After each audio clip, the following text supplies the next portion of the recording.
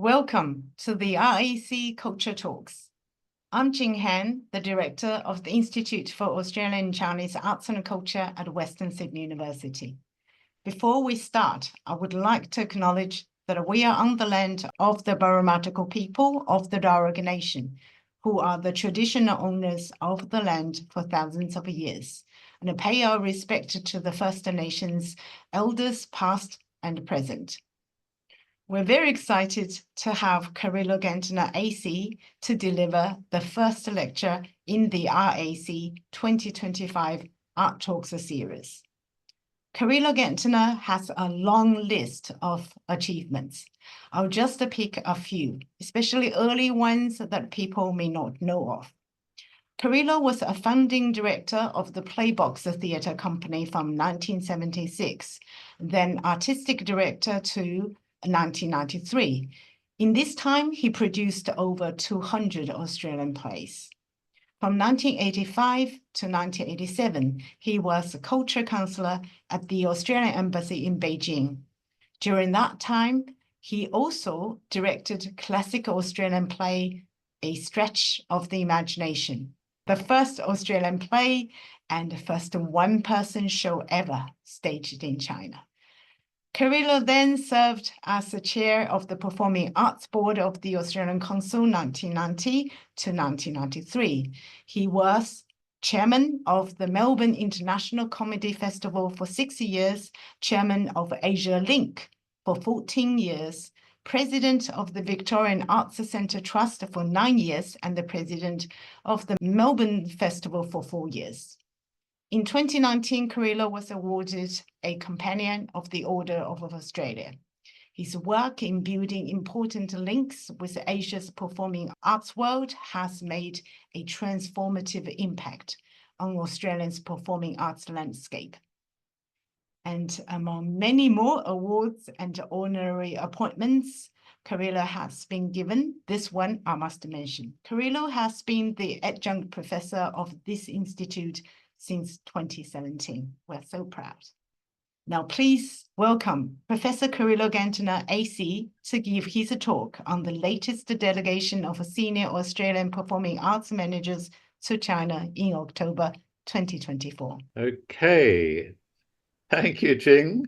I'm technologically challenged, but we're getting there. Hello, everyone, and thank you for joining us this evening.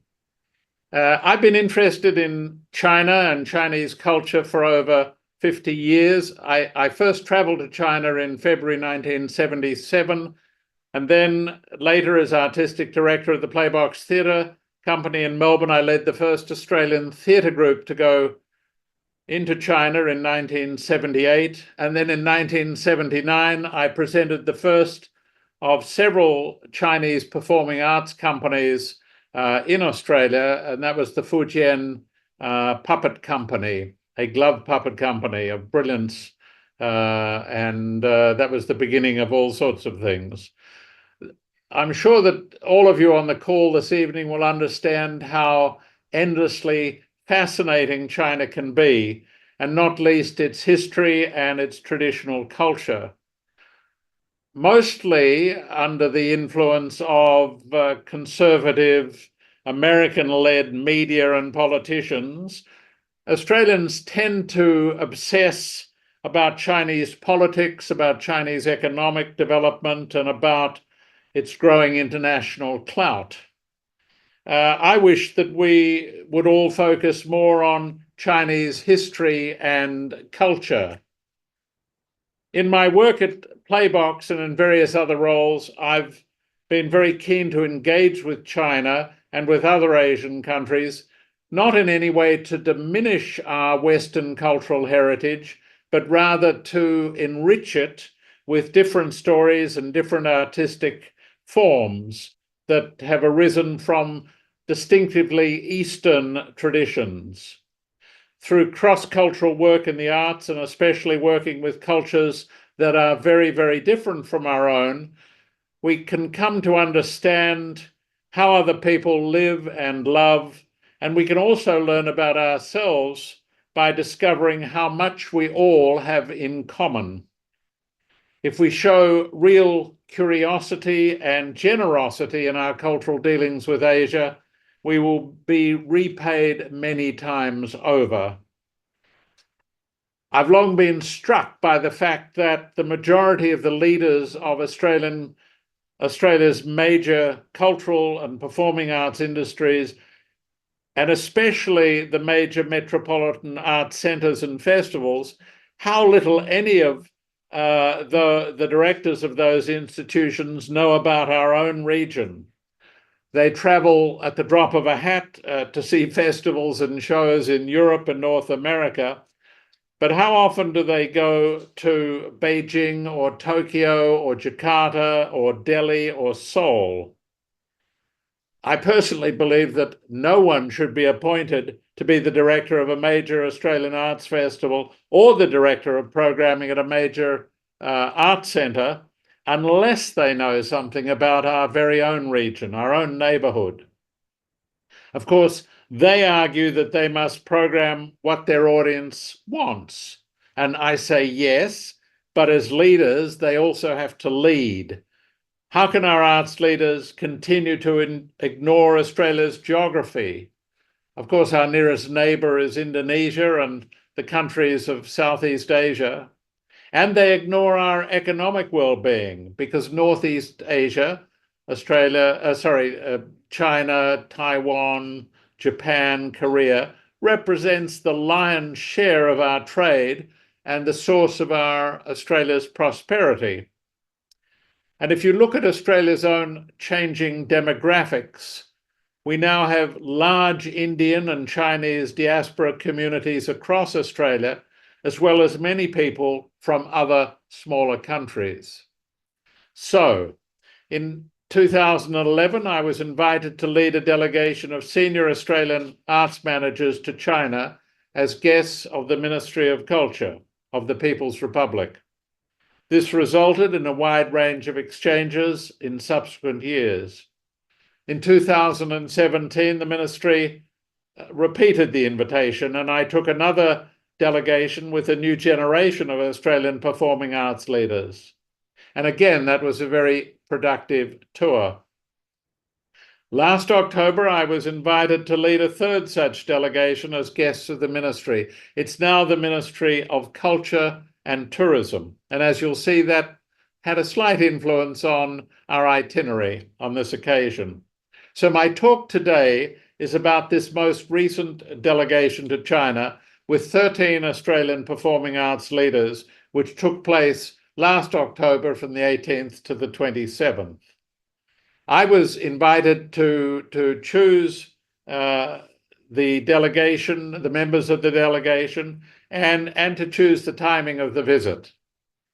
So we visited three major centres: Shanghai for the Shanghai International Arts Festival, Wuzhen in Zhejiang province, which is about an hour and 45-minute drive out of Shanghai, for the Wuzhen Theatre Festival, which is the most famous theatre festival in China, and of course Beijing, the nation's capital.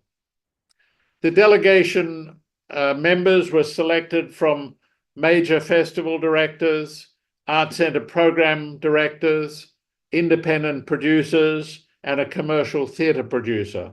All of them people with the ability in terms of their seniority and financial capacity to make real programming decisions. I won't name them all one by one, but you'll see some of them in the subsequent pictures. We were accompanied by three members of the ministry staff in Shanghai and then two in Wuzhen and Beijing, a member from the Ministry of Culture's network of international cultural entities, a secretary from the Chinese embassy in Canberra, and in Shanghai, the deputy director of the American and Oceania division of the Department of International Relations at the Ministry of Culture and Tourism. And of course, in every city, we also had local guides and support.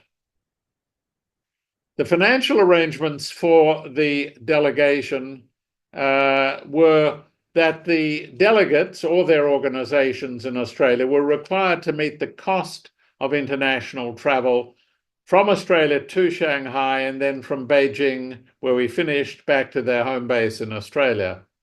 The ministry very generously paid all internal costs within China, including the meeting and transport from the airport to the hotel on arrival in Shanghai and from the hotel to the airport in Beijing on their departure, accommodation for each delegate in single rooms, all meals, all theatre tickets, all local transport within each city and between cities, including the very fast train from Hangzhou to Beijing. Plus, of course, they paid for the accompanying ministry staff. So now, hopefully, we'll start on some of the pictures which will accompany my talk. In Shanghai, for the International Arts Festival and Fair, the delegation was accompanied in the Artisan New Bund Hotel, which is conveniently located next to the New Bund 31 Performing Arts Centre, where the festival's arts industry forums and market were held. And that's a picture of the hotel and the outside of the theatres.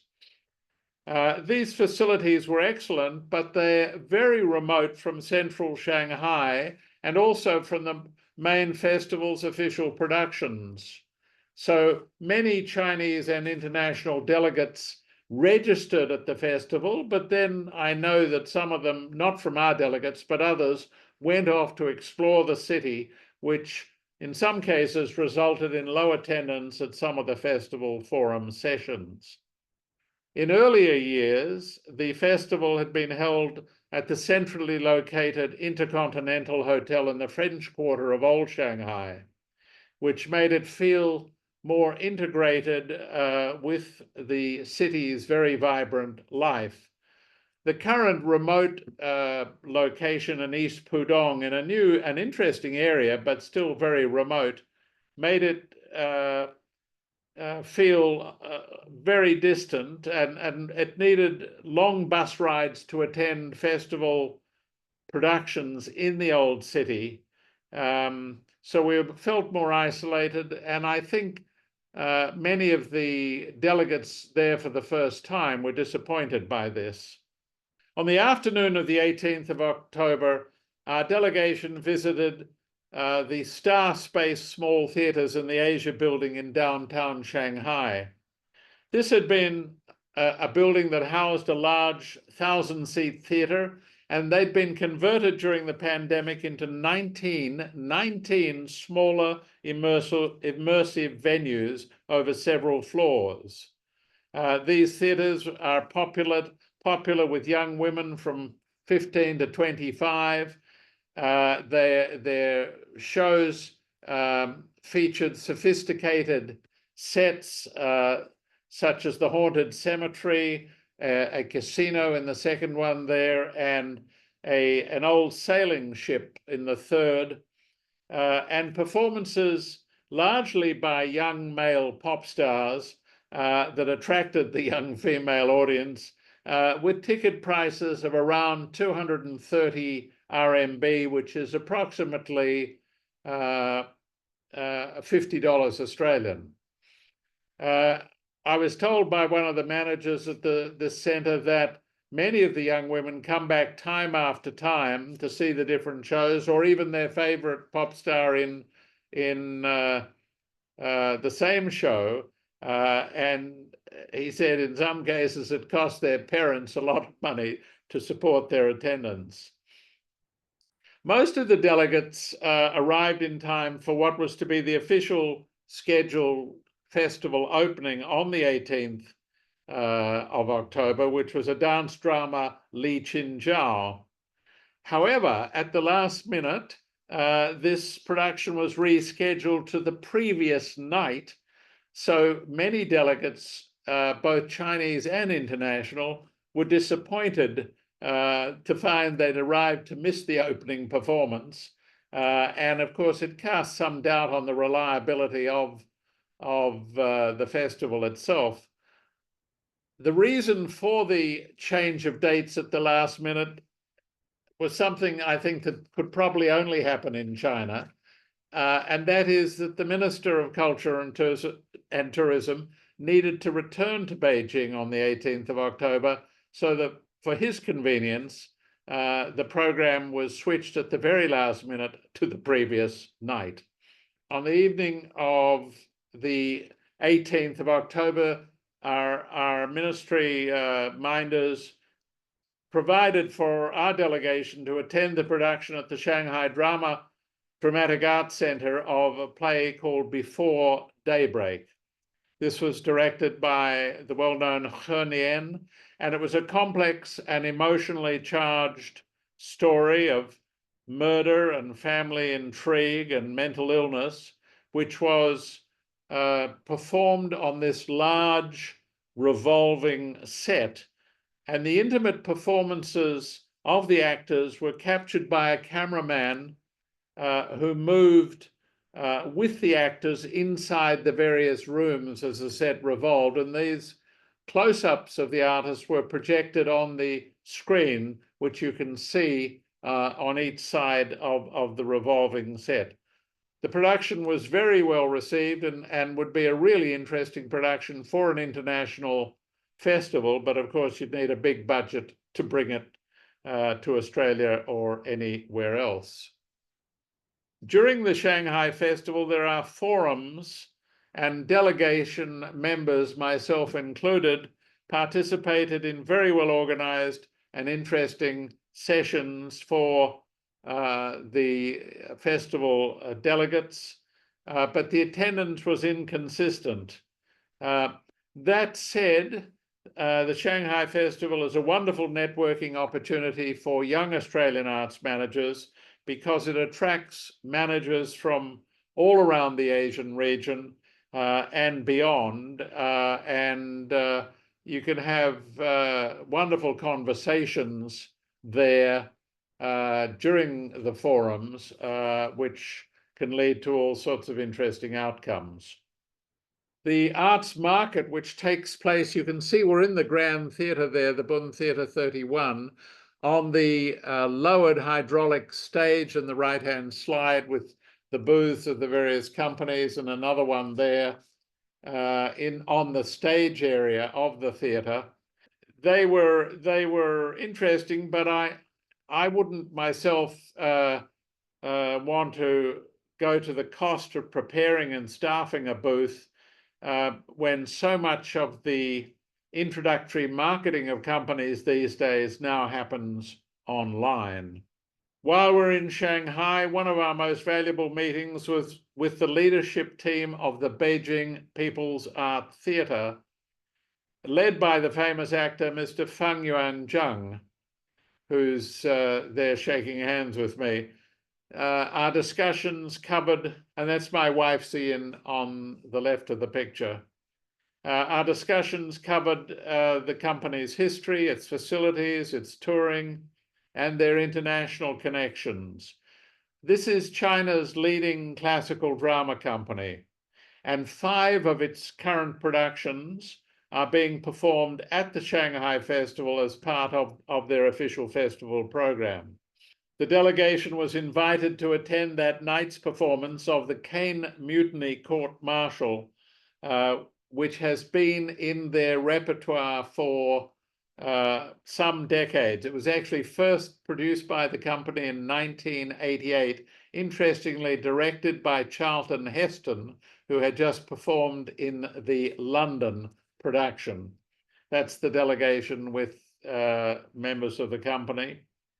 Several of us were fortunate to see that production of the Caine Mutiny Court-Martial that evening. The company was led by Mr. Feng as Captain Queeg, and had a distinguished cast of wonderful older actors giving immaculately detailed performances.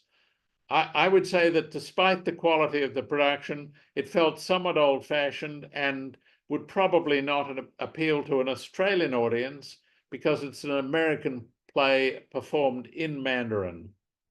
Why is it being revived now, I ask myself? I would speculate, and no one said this, but I would speculate that perhaps it's because the play is critical of the treatment of Jews in the United States. My wife Sian and I were fortunate to attend this production, Le Bal de Paris, which was a 45-minute French virtual reality show, which was outside the Shanghai Festival official program, but on at the same time. For me, it was my first serious immersive theatre experience, a VR experience. I found it absolutely fascinating. The technology that you have to wear is a bit clunky, and the whole experience was quite disorienting. It took about half an hour after the performance to get your bearings again and stop your head spinning. But it highlighted the potential of such new technology in performances, in performance and in entertainment. And interestingly, in the recent Asia Topa program in Melbourne, there was a VR performance of Kagami, which was a Japanese pianist playing in the round, and you could walk up to him. Of course, he was no longer with us. It was a VR performance, but that was enthralling also. The next slide is an aside, nothing to do with the theatre, but it was vast apartment buildings building these on borrowed money right across China has led to the crash of some very big property companies, which you will have read about, and wider trouble for the Chinese economy over recent years. This picture that I took near our hotel in Shanghai and Pudong symbolized the problem for me. After Shanghai, we traveled by bus to Wuzhen in Zhejiang province, which is known for its international IT conference every year and its annual International Theatre Festival, which is under the artistic direction of Meng Jinghui, whose work has been seen in Australia on several occasions. The festival is in its 11th iteration, and it's renowned for its very high quality programming from across China and from around the world. And it has the patronage of many of the world's theatre greats, like the late Peter Brook, Suzuki Tadashi, who had a show Dionysus in this year's program, Thomas Ostermeyer from the Schaubrunnen in Berlin, etc. One of the things that was striking, there's the posters from this year's shows.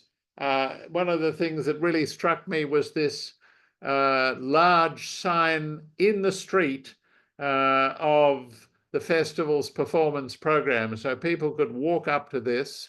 It's about 9 feet high, and look at the program and see when things were showing and when they might want to go. That struck me as a very valuable idea for Australian festivals, for big signage with the schedule in detail like that.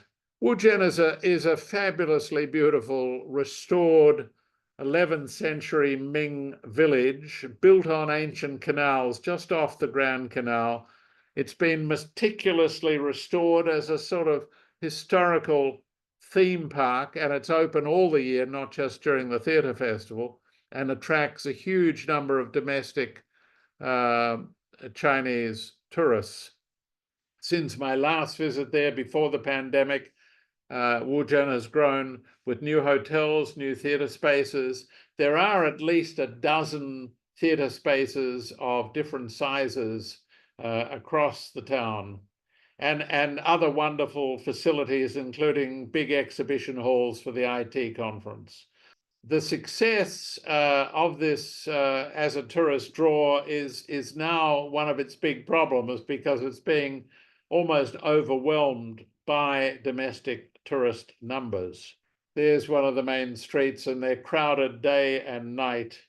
One of the highlights, or the highlight show for us in Wuzhen, was Meng Jinghui's own production of Samuel Beckett's Waiting for Godot. This was staged in a specially created space you can see there within the exhibition halls. As the audience enters, they're given paints and textures and asked to graffiti the stage walls and the floor. You can write obscenities, you can draw pictures, you can do whatever you like. But what it does is it makes the audience complicit in the action of the production. And you do that, and then you go and find your seat in the house. It was a highly physical and energetic interpretation of this European absurdist classic. And for me, and I think for many others, it seemed to critique the slow pace of political reform and opening up in China at the present time. The refrain was constant, what are we waiting for? And the answer was, we're waiting for Godot. But what Meng Jinghui, I think, was saying pretty clearly is we're waiting for change. It resonated very strongly with the young audience. This production would be a hit in any French festival because the French love Beckett and they love Meng Jinghui. The Festival d'Automne in Paris or the Avignon Festival, and it won't surprise me to hear if that comes to pass. There's a couple of pictures from the actual running of the show. Outside the park, since I was last there, a former silk factory and a rice storage granary have been converted into an art gallery and small performance venues. One of the art exhibitions related to the festival's theme of solidity, and another, this one on the picture, had posters from every show over the history of the festival, which was really fascinating. And they've also created several performance spaces which are perfect for smaller scale dance and theatre performances. The dance piece Two Legs by the Hua Xiaoyi Dance Studio in the what's called the No. 2 Rice Barn Theatre featured dancers with striking physicality and dynamic movement, as you can see in these pictures. But we found the choreography somewhat disparate and unappealing. In another of the venues, there was a production of Uncle Vanya produced by an amateur theatre group called There Is a Drama Club, and this was at the No. 3 Rice Barn. This production moved the audience through 3 small spaces, but we found it shouty and somewhat confusing and not doing justice to Chekhov's wonderful production. But to be fair, the young Chinese audience absolutely loved it. That was us with the cast of Uncle Vanya. Another really interesting aspect of the Wuzhen Theatre Festival is that the emerging theatre artist competition, where in a theatre here on the right, the West Warehouse Theatre, they showcase the work of young actors from the top Chinese theatre schools. Now, these young actors are better trained and equipped to handle their material, but they prepare their own material and they have 20-minute slots, and it's run as a competition, but it attracts a very large and appreciative young audience, as you can see there. Another thing that Wuzhen does very intelligently is to engage drama students from across the country to fill the lanes and public spaces in the town with street theatre, so that wherever you turn, there are free, colourful performances happening through the lanes and on the water to delight the tourists. The students who do these things, they are not paid, but they are provided with accommodation and meals and priceless experience of working for a mobile and challenging audience. That's a poster now of Suzuki's Dionysus, which I'd mentioned, and a drama production from another one from the Shanghai Dramatic Arts Center of a play called Left Unsaid in English. Because we'd seen that other wonderful work from this company, we had high expectations for this. The script was written by Yu Rongjun, and unfortunately, he also directed his own play, which I've always found when I was a theatre director was not a good recipe. So this was in a new theatre over near the canal, the Grand Canal. It featured very polished stage design and sumptuous video production, which I haven't really captured there except a touch in the left-hand picture. But the play's subtleties of domestic conflict were lost on most of us. Some of us also attended the director Wong Chung's production called Lying Flat 2.0 with his company, the Sichuan Experimental Theatre. Now, Chong's work has been seen in Australia, in Melbourne, in Adelaide, and I think in Brisbane. He's one of China's more interesting young directors. For this production, the audiences wheeled into the theatre space one by one lying flat on hospital trolleys, and you stay that way for the whole of production. Of course, the phrase lying flat for Chinese is what we said in my generation as dropping out. If you lie flat, it means you don't want to be engaged in politics, you don't want to be engaged in business, you just want to escape from the rat race and do your own thing. So there's a sort of play on words in the title, but it was a very innovative production. It explored the individual hopes and dreams of audience members who are questioned with a camera in their face about these things, and then it uses AI to respond to the audience's questions. It was a really intriguing and challenging production, and very technically sophisticated because of the AI usage. And the answers were projected on a screen above the heads, at the top of the theatre, above the heads of the audience. Now, this is a picture of one of the great highlights in Wuzhen every festival. You can see the main laneway in the town there has the Long Street Feast, and every participating artist and company in the festival is invited to participate. That's our delegation on the left, and other tables going down the right-hand side there.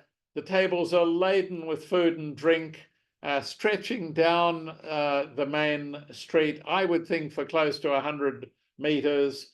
The atmosphere is very festive. There are domestic tourists streaming past. There's armies of waiters supplying you with food and drink. And the senior festival staff, including Meng Jinghui himself, come down during the course of the dinner and toast each table and thank them for coming to Wuzhen. It's a very spectacular, fun and memorable night for everyone who participates. I put this slide in, it's not part of the official festival program, but I love this picture that I just got on my phone of one of the night clubs that's open in Wuzhen, of the rock band. That was just taken through the front window of that club. Also, while we were in Beijing, we met with Carolyn Atkinson, who is the public affairs and cultural counselor at our embassy in Beijing, and a couple of her local staff who came down at my suggestion to the Wuzhen Festival, both to meet us, but also to see productions in the festival. And that's Carolyn in the middle of that group in the blue jeans. On October 24th, we traveled by bus in the morning to Hangzhou, where we were hosted for lunch by the Hangzhou Cultural Bureau. We were then taken to the new fast train station and put on the fast train to Beijing. I had insisted on that rather than flying because I wanted the delegation members to understand something of China's extraordinary modernization and the development of infrastructure across the country. I like to say that over the last 2 decades, China has built, I think it's something like 42,000 kilometers of fast train track and huge new stations across the country. In Melbourne, we're yet to get a slow tram to Tullamarine Airport, which opened in July 1970. In Beijing, we visited 2 significant cultural and historical sites, the Temple of Heaven, which is my favorite building on earth, and the Palace Museum and the Forbidden City. There were large crowds of domestic tourists at both these sites, which give you some insight into China's long imperial history and Confucian culture of hierarchy, ritual, and ceremony. And one thing that's new for me anyway, was that so many visitors at these sites now pay a large amount of money to go into shops, to dress in imperial costumes, to have their hairdos done in imperial style. They do it for their children and their grandmothers, and they make a whole outing of this. These were 3 pictures I captured of women, and it's mainly women that do this, at the Temple of Heaven site. And it just adds a wonderful touch for the day. The Forbidden City, or the Imperial Palace, these are crowds waiting to get in to the gate in the morning. I took that from the wall. The Palace Museum, if you're in Beijing, it is a must-see for all visitors, domestic or international.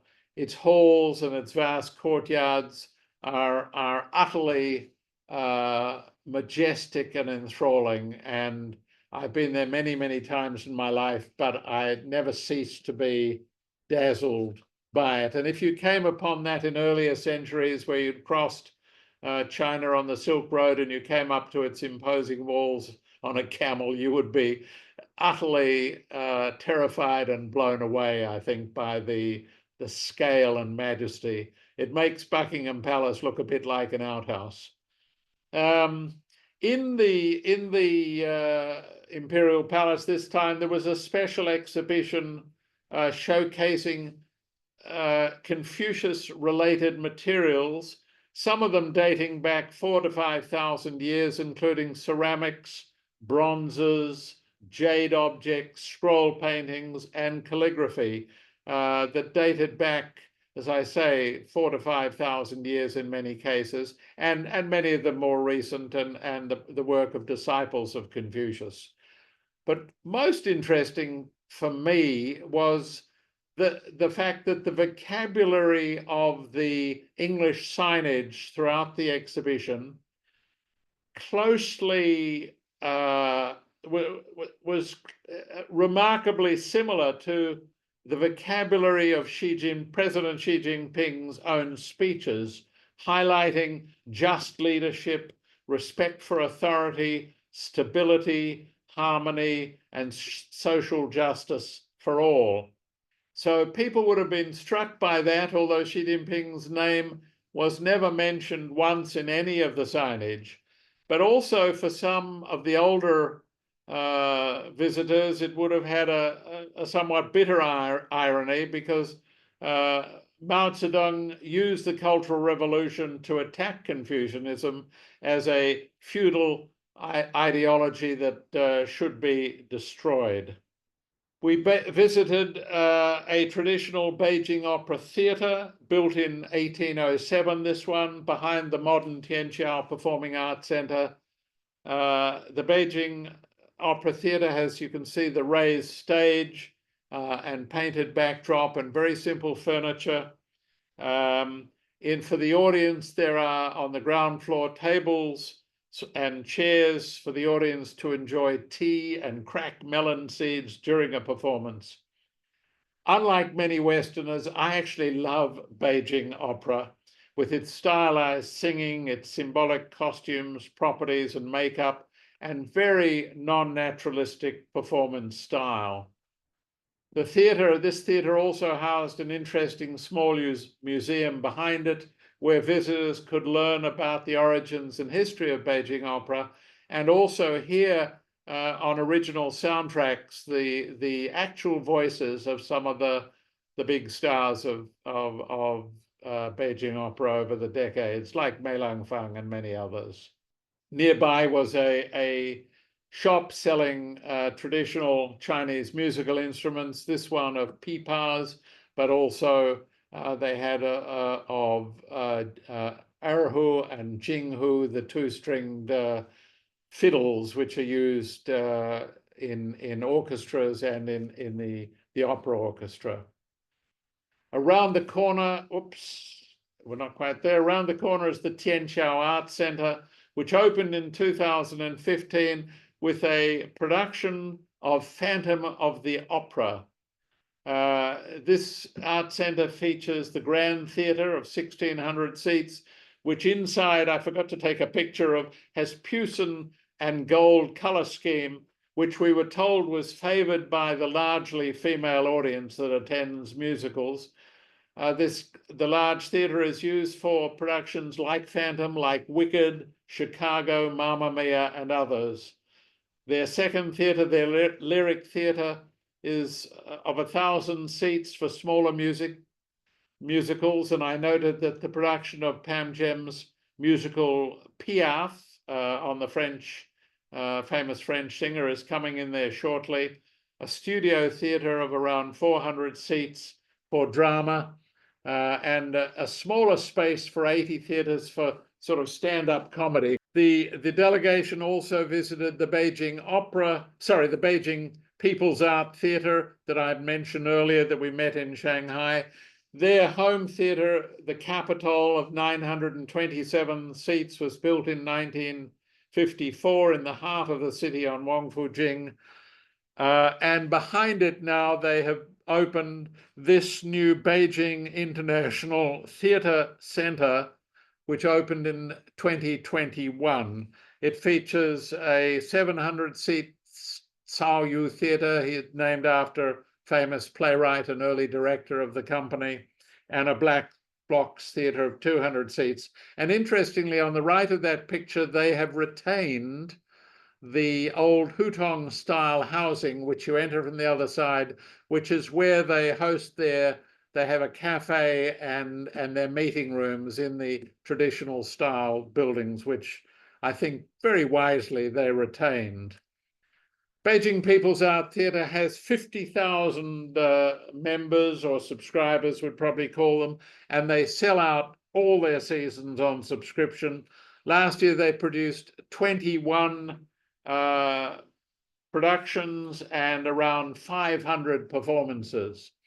Each October, the company goes on tour. This year, as I said, they're on tour in Shanghai, while their home venue, both the Capitol Theatre and this new theatre centre, hosts an international theatre festival featuring short seasons of various works, preferably, but not exclusively, with a classical focus. So the festival last year that was on in October featured 9 international companies, including a Russian company that was rehearsing on the Capitol stage, and the Comédie Française from Paris with Molière's Scapin. The company recruits its actors from top graduates from China's leading theatre schools in Beijing and Shanghai, and runs continuing training programs with annual re-qualifying auditions. They're very demanding. Actors in the company receive a base salary plus a performance fee when they're appearing in the company's own shows, or if they're not appearing in their own shows, they can take outside theatre or television or film work if they're not scheduled in their own productions. The only production we saw of theirs in Beijing this time was this production of The Eternal Flame of Van Gogh. It was a production that focused on Van Gogh's life and his struggles with his mental health. And despite having several younger they're good younger actors. The production itself was overly melodramatic and not, disappointingly, not suitable, we thought, for Western touring. The visit there just highlighted for me China's extensive and recent development of large-scale, multi-venue cultural facilities. There are now in every major province and every major city, often designed by leading international architects, these new art centres, and the development of this sort of cultural infrastructure offers opportunities for Australia to assist with their growth in training programs for professional staff in areas such as technical production, marketing, and management. We saw back at the Tianqiao Art Centre in the Lyric Theatre a production called The Enigma of Ice and Water by the Fenglei Beijing Opera Troupe. This was a fascinating production that blended spoken drama or Huaju with Beijing opera, Jingju, and popular songs. The story was set in the Republic of China and was about a prostitute working on a boat in Hangzhou's West Lake. The old boatman himself turns out to be the long-lost true love. It was very well received by the audience, particularly when they broke into obviously well-known popular songs, but its mixed format might confuse a Western audience.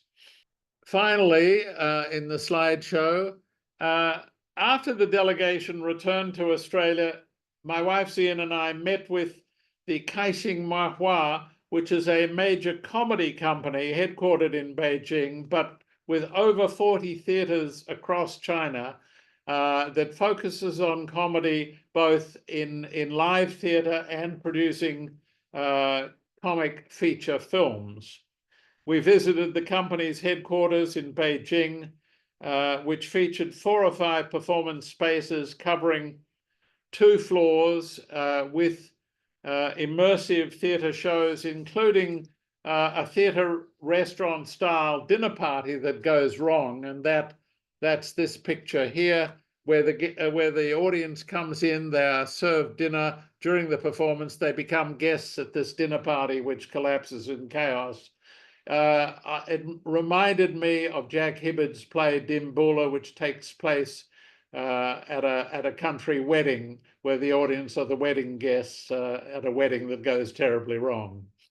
Again, this was a young female audience, predominantly female audience, using young, spunky male actors, the same sort of recipe for success that we found in the Star Space theatres in Shanghai, and the theatre prices here were 240 RMB, about the same, about $50 Australian. So what's come out of this visit? Well, of course, individual delegates had their own private conversations with Chinese counterparts in their own particular field of interest. But some of the things that have happened, Perth Festival and Melbourne's Rising Festival are going to share a major Chinese moving image and immersive installation work by a Chinese artist, Wang Zhigong, which they saw at the Beijing Art and Technology Biennale, which was on when we were in Beijing. Rising plans to tour an electronic music group playing with traditional Chinese instrumental soloists, which again was seen in Shanghai. There were discussions with the wider contemporary music sector about bringing Chinese rock and roll and hip hop performances to a circuit of venues at Australian universities where there are large numbers of Chinese and other Asian students. So that's a development which is being worked on now. There were discussions with a consortium of industry and university partners interested in developing professional, technical, and management training programs for the China Performing Arts sector.